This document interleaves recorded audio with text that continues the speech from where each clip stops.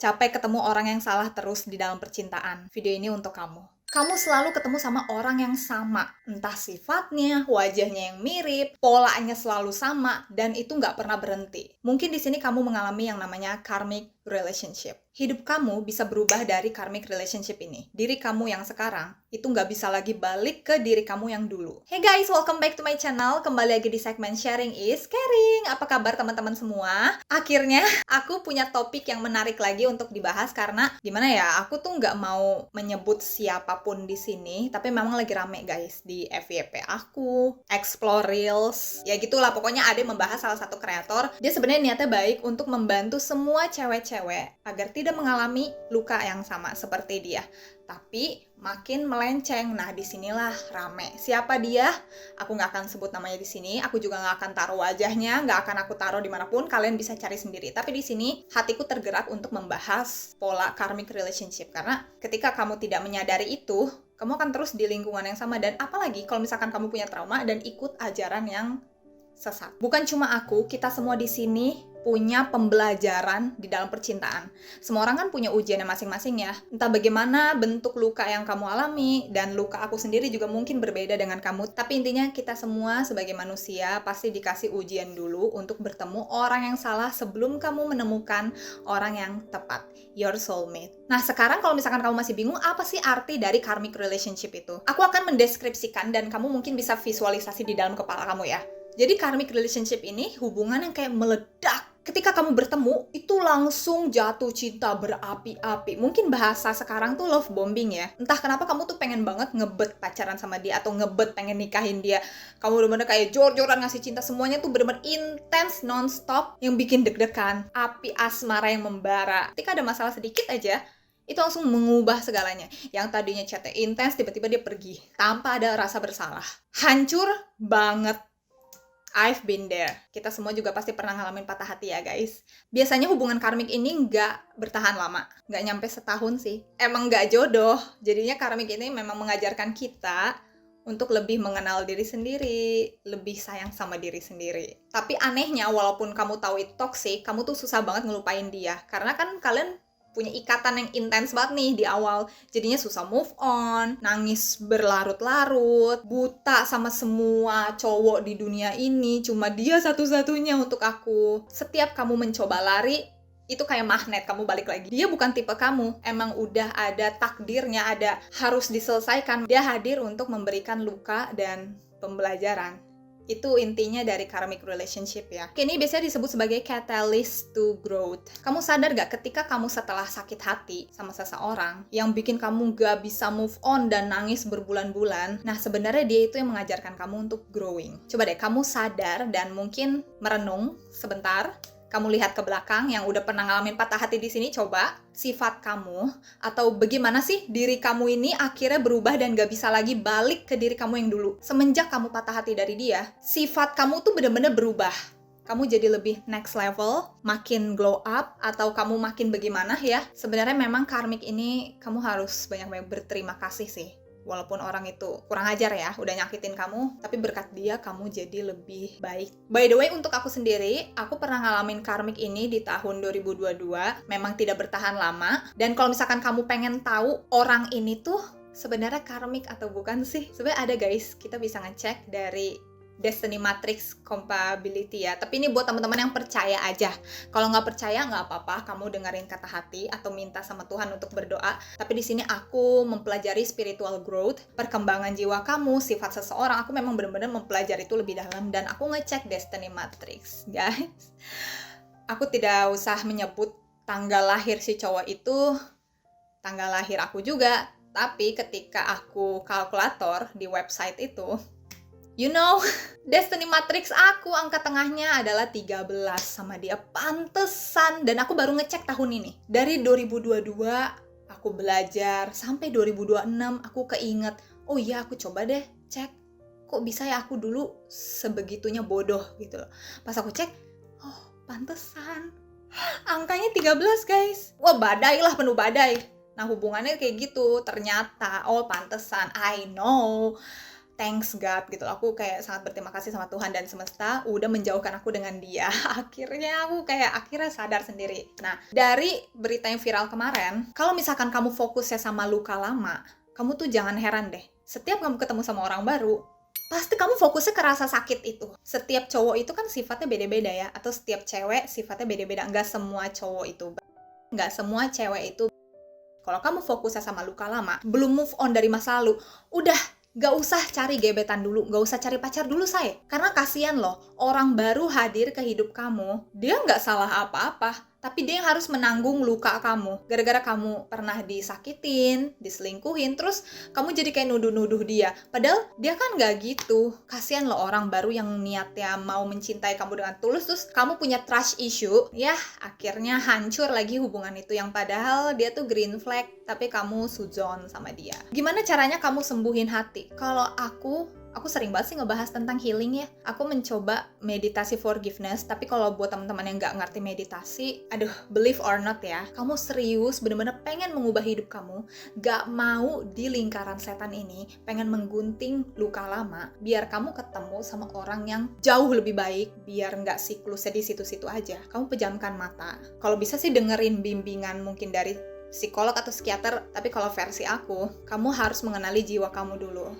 Sebenarnya yang dibutuhkan diri kamu itu apa?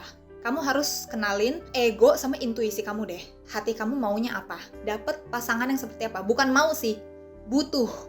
Apa yang jiwa kamu tuh butuhkan? Ketika kamu mulai mengenali, oh aku butuh cowok yang act of service atau yang suka physical touch, apalah terserah kamu. Oke, sekarang kamu udah kenalin nih. Aku nggak akan maksa kamu untuk harus maafin orang yang masa lalu itu sekarang, enggak, karena semua orang itu butuh proses. Tapi gimana caranya supaya kamu move on? Kamu fokus sama kejadian itu. Kamu harus berani balik ke masa lalu untuk memproses emosi itu. Jadi tips aku ketika kamu pengen move on dari seseorang, kamu fokus sama emosi kejadian atau apa yang udah bikin kamu sakit hati dari dia. Misal kamu melihat kejadian dia selingkuh atau dia KDRT kamu. Aku tahu ini berat banget karena kamu gak mau nginget luka lama. Aku pengen bahagia, yes. Tapi kita harus berdamai dulu. Ini bahasanya apa ya? Kamu berdamai sama luka. Aku tahu ini berat dan kamu gak mau membayangkan itu, tapi kamu harus membayangkan guys. Ini cara aku ya. Kayaknya ada deh ilmu psikologi yang terapinya kayak gini juga, tapi aku tidak begitu tahu ya. Cuma ini versi aku. Aku ikutin coach-coach yang di luar negeri, bimbingan meditasi gitu. Lebih fokus ke spiritual growth. Kamu merem, kamu bayangin orang itu ada di depan mata kamu. Kamu bayangin, tapi dia tidak melawan. Daripada kamu buang energi untuk ngechat dia panjang lebar sampai 1 paragraf dan dia cuma jawab, oke. Itu nyebelin kan? Kamu udah curahkan hati kamu, tapi dia jawabnya cuma 1 garis. No, jangan ya guys. Apalagi kalau misalkan kamu telepon marah-marah, kamu nyamperin rumah dia untuk ngomel-ngomel. Itu nggak akan worth it. Value kamu makin drop di depan dia. Makin jatuh banget sayang. Jangan sampai kamu marah-marah depan orang. Kalau kamu memang pengen ngeluarin unek-unek, cari tempat tenang, kayak aku tadi, merem, bayangin dia di depan mata kamu keluarin unek-unek di situ. Dimensi pikiran, daripada dimensi realita fisik, itu kagak mempan, bikin kamu makin emosi, mending lewat hati aja. Lewat ya energi, dunia energi lah bahasanya. Kamu sampein unek-unek. Boleh sambil teriak, sambil nangis, bisa sambil dengerin musik yang tenang ya. Kamu keluarin semua itu. Kalau bisa setiap hari sebelum tidur atau enggak pagi-pagi ya terserah, pokoknya di masa-masa waktu tenang kamu keluarin unek-unek itu setiap hari sampai kamu melakukan itu udah nggak ada trigger lagi, udah nggak nangis lagi. Ketika kamu melihat orang yang di depan mata kamu nggak ada lagi trigger. Itu berarti hati kamu sudah berdamai. Di bayangan itu juga ketika kamu mengeluarkan unek-unek, bayangin setelah kamu udah lega nih, ngeluarin unek-unek, kamu berdamai sama dia. Kamu salaman, kamu bayangin kamu benar-benar berjabat tangan sama dia. Mungkin kamu awal-awal kayak jijik ya. Ih ngapain sih gue gini? Saking keselnya kamu sama dia, saking marahnya ya.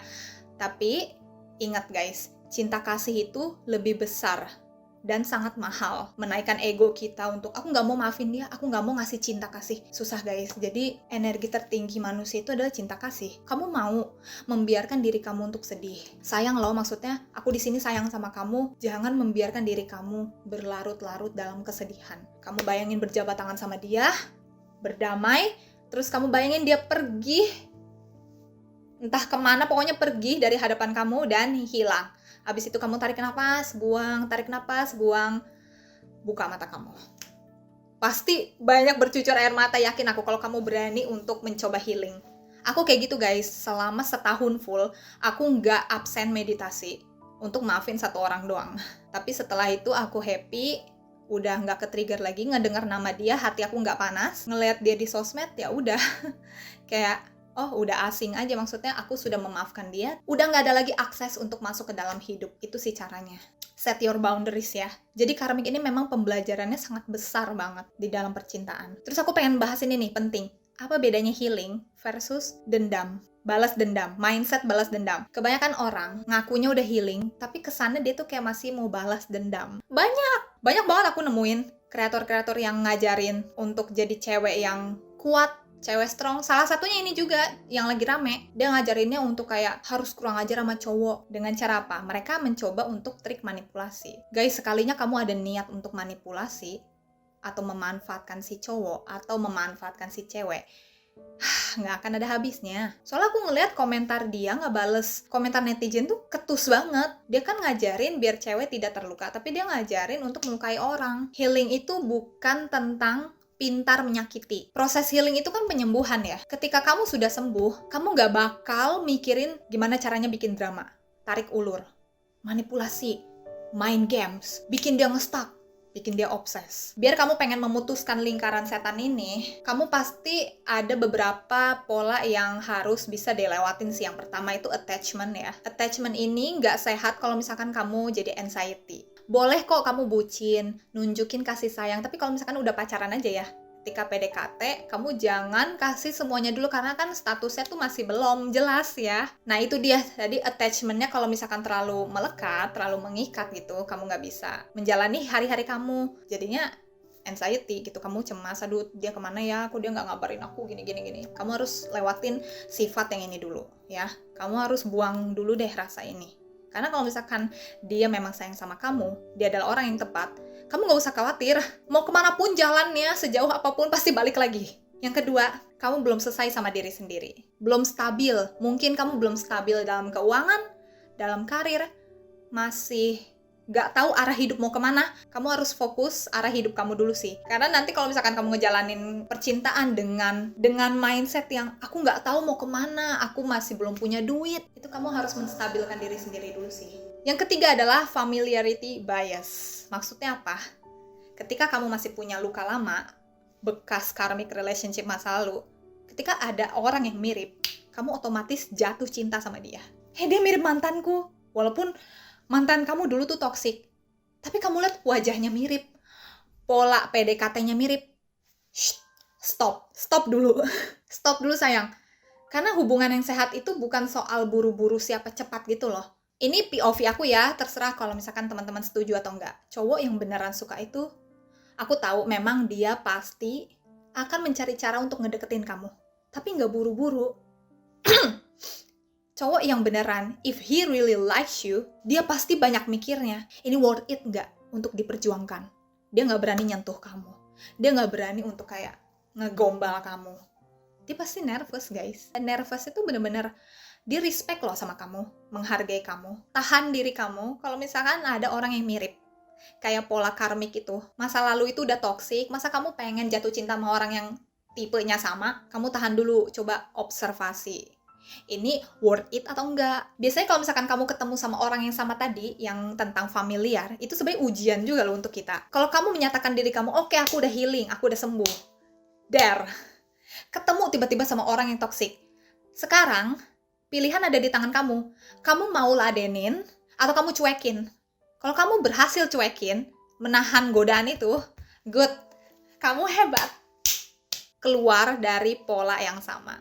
Jadi kamu berhasil untuk menggunting itu. Level kesadarannya juga harus dinaikin guys. Ini sebenarnya kalau misalkan aku bahas tentang level kesadaran manusia itu bakal lebih panjang.